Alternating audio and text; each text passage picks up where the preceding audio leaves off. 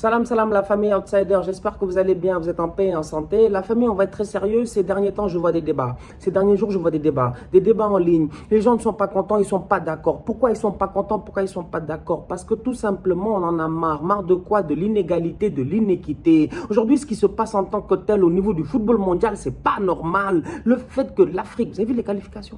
Vous avez vu les gars galérer? Mais c'est difficile de se qualifier en Afrique, franchement. C'est-à-dire que tu finis premier de ton groupe, tu penses que c'est terminé, on te dit en mars, il faut revenir, aller-retour, je te dis match décisif. Alors que d'un autre côté, quand même, les autres, les Européens, taf, ils se qualifient. Franchement, 13 équipes européennes, 5 africaines, en toute honnêteté. En termes de ratio, il y a un problème. Il y a un an, j'ai fait une vidéo là-dessus. Il y a même un peu plus d'un an. En plein Covid, j'avais fait une vidéo là-dessus. J'avais fait un coup de gueule en tant que tel. Et je vous invite à écouter ce coup de gueule-là. Parce que je vous ai dit, je suis avertissement ambulant. Il y a un an, j'avais parlé de cela. Maintenant, vous débattez là-dessus. On va être très sérieux. La vidéo est encore dans son contexte. Je vous invite à l'écouter calmement du début jusqu'à la fin.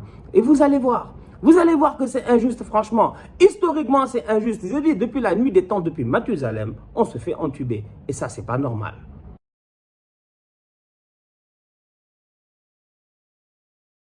Salam la famille Outsider, j'espère que vous êtes en paix et en santé là où vous êtes en ce moment dans le monde. Je vous en ai parlé hier, je vous en ai parlé avant-hier. En ce moment, il n'y a pas de football, du coup, je fais quoi? Je réfléchis. Ma tête, elle va à gauche et à droite. Le hamster, il n'arrête pas de tourner. Je lui dis, boy, calme-toi, il ne veut pas se calmer. Du coup, j'en suis arrivé à une certaine réflexion, d'essayer de comprendre pourquoi dans le football mondial aujourd'hui, lorsqu'on parle de Coupe du Monde, l'Afrique est sous-représentée. Pourquoi l'Afrique n'a que 5 pays pendant que derrière les Européens, ils ont près de 13 nations qui les représentent à la Coupe du Monde. Mais franchement, la question, elle vaut la peine d'être posée. Elle vaut la peine d'être posée. On va être très sérieux. Moi, je ne comprends pas. Aujourd'hui, l'Afrique, quand même, qu'on le veuille ou non, c'est plus d'1 milliard d'habitants. Franchement, c'est près de 54 nations. En toute honnêteté, derrière, il n'y en a que 5. Les Européens, qu'on le veuille ou non, c'est environ 750 millions à 800 millions d'habitants pour environ le même nombre de nations, genre 55. Donc derrière, pourquoi les Européens, ils sont 13? Pourquoi nous, on est 5?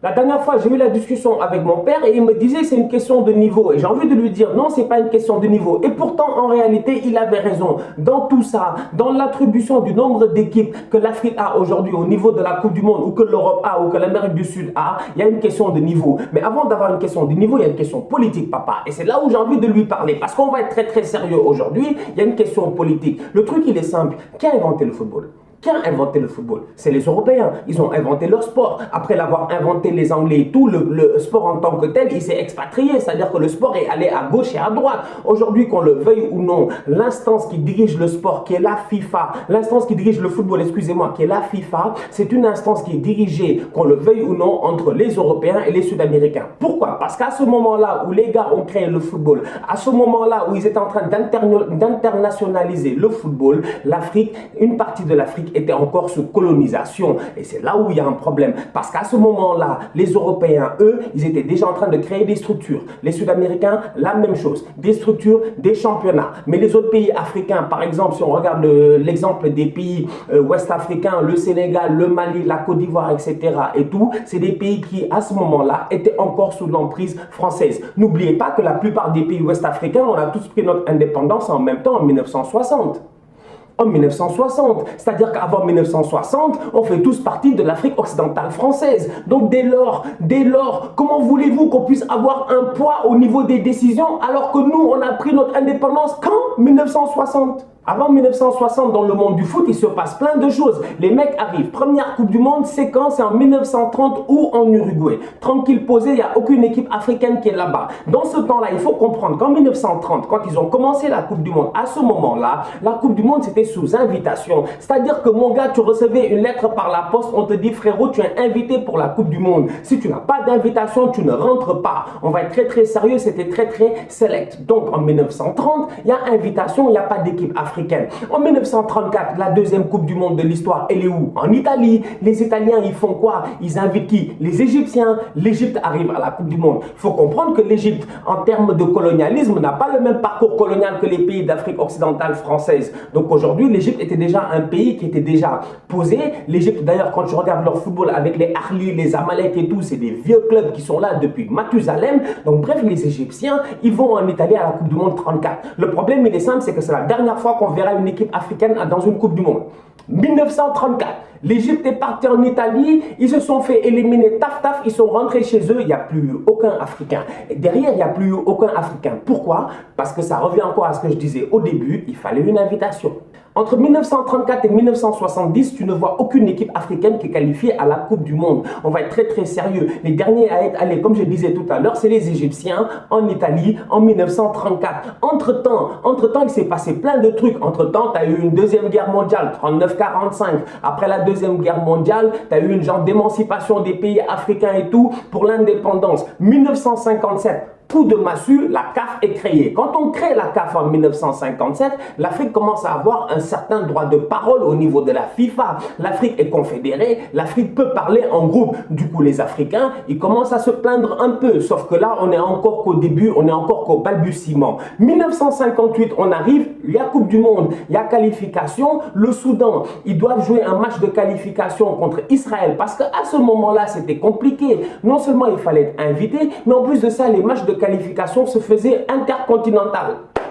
Les gars sont venus, ils ont dit il y a une place entre l'Asie, l'Afrique et l'Océanie. Ils ne nous respectaient pas. Franchement, ils ne nous respectaient pas. Donc du coup, qui devait représenter les Africains en 58? C'est les Soudanais. Les Soudanais, on leur a dit allez jouer contre Israël. Ils ont refusé. Pourquoi? C'est normal. C'est un coup là, à ce moment-là, politique. Parce que Israël, pour ceux qui savent, et là ça devient très compliqué. J'ai pas envie d'entrer dans ce débat-là parce que ça c'est une autre discussion. Franchement, ça c'est du très haut niveau. Mais Israël, on va être très sérieux. Aujourd'hui, lorsque Israël a été créé, aujourd'hui, franchement, elle a été créée où? Israël a été créé où? Israël a été créé en Palestine. Israël a été créé dans la Palestine. Donc bref, ce conflit israélo-palestinien-là, ce conflit entre juifs et musulmans-là, a fait en tant que tel que les Soudanais, de solidarité envers les autres pays arabes, ont refusé en 58 d'aller jouer le match contre Israël. Donc le Soudan déclare forfait. Donc du coup, le Soudan ne se qualifie pas.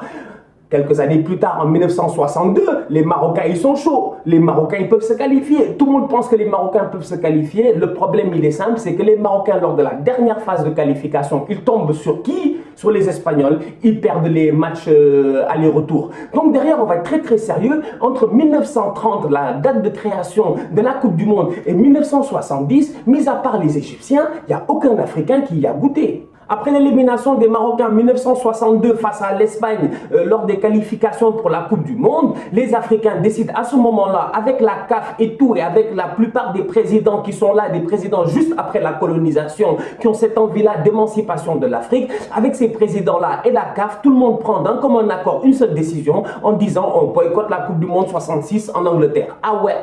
Les gars ont dit ils vont pas en Angleterre. Ils ont dit ils vont pas en Angleterre. Ils en ont rien à faire, ils vont pas en Angleterre. Ils boycottent la Coupe du Monde en disant que ce n'est pas normal qu'aujourd'hui un continent comme l'Afrique en 1966 ne soit pas capable d'avoir au moins une place à la Coupe du Monde. Du coup les Africains ils refusent d'aller à la Coupe du Monde. 66 ils n'y vont pas. Bref jusqu'en 1970. Jusqu'en 1970 on ne voit pas les Africains et à partir de ce moment-là les choses commencent à changer. Et à partir de ce moment-là la FIFA octroie une place à l'Afrique. Je dis bien une place. Coupe du Monde 70. Qui y va? Les Marocains. Donc aujourd'hui, on va être très sérieux. Ça a pris du temps. Entre 1930, la création de la Coupe du Monde, et 1970, le temps où l'Afrique commence à avoir une place permanente, ça a pris beaucoup de temps. 12 années passent. 1982, la Coupe du Monde passe de 16 équipes à 24 équipes. L'Afrique récupère une deuxième place. Et là, ça fait plaisir. Parce que quand l'Afrique récupère une deuxième place en 82, ça permet à des nations d'y aller. Et je parle de quelle nation? De l'Algérie. Parce qu'on va être très sérieux. Les Algériens en 82, ils méritent largement leur victoire, ils méritent largement de se qualifier.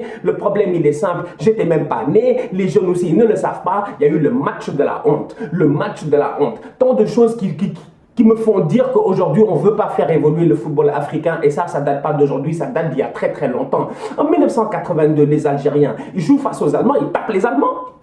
L'Algérie est le premier pays à avoir battu un Européen en Coupe du Monde. L'Algérie est le premier pays africain à avoir tapé un Européen en Coupe du Monde. Ils jouent les Allemands, ils tapent les Allemands. Les Algériens, ils tapent les Allemands sans aucun problème. Le problème, il est simple. C'est qu'à ce moment-là, en 1982, le troisième match de poule, il ne se joue pas en même temps. Vous savez, Aujourd'hui, quand on joue des matchs, le troisième match de Coupe du Monde, toujours, il se joue en même temps. Les 4 équipes jouent en même temps. Tout le monde joue en même temps pour éviter les calculs. Les ouais, si je marque, lui, il va être qualifié et tout, etc.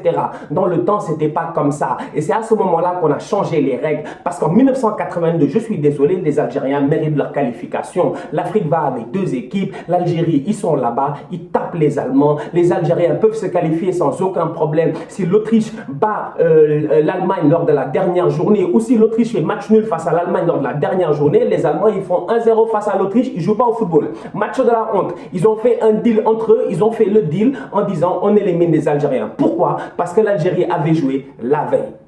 L'Algérie, malheureusement, avait joué la veille. C'est-à-dire qu'aujourd'hui, tout ça, c'est pas possible. Aujourd'hui, c'est des choses qui ne sont pas possibles dans le football moderne. Donc, dès lors, en 82, les Algériens, ils y vont, mais c'est un petit goût amer. Pour la Coupe du Monde 1994 aux États-Unis, les Africains récupèrent enfin une 3e équipe. Enfin, on commence vraiment à nous donner un peu cet espace-là. Enfin, on commence à se faire voir. Pourquoi? Parce que grâce aux Camerounais, les Camerounais en 90, ils vont avec Roger Mila, ils font l'exploit. Ils font l'exploit. Ils sont extraordinaires, ces Camerounais-là. On se rappelle du but de Roger Mila qui va danser poteau de corner, franchement. Donc, c'est pour dire à quel point aujourd'hui, le football africain, quand tu lui donnes le temps d'évoluer, quand tu lui donnes les moyens d'évoluer, il peut évoluer. Le problème, c'est qu'on a été retardé pendant très longtemps, pendant plusieurs années, par aujourd'hui une FIFA qui est omnipotente, omniprésente et qui prend toutes les décisions pour tout le monde. En fait, aujourd'hui, on va être très sérieux. Le football mondial en tant que tel, il appartient aux Européens et aux Sud-Américains. C'est les deux ensemble, en fait, qui dirigent le football mondial. Soyons très sérieux, honnêtement. Donc bref, c'est ça. C'était histoire de savoir pourquoi est-ce qu'aujourd'hui, on a 5 équipes. En 2010, en Afrique du Sud, on a eu une 6e équipe parce que le pays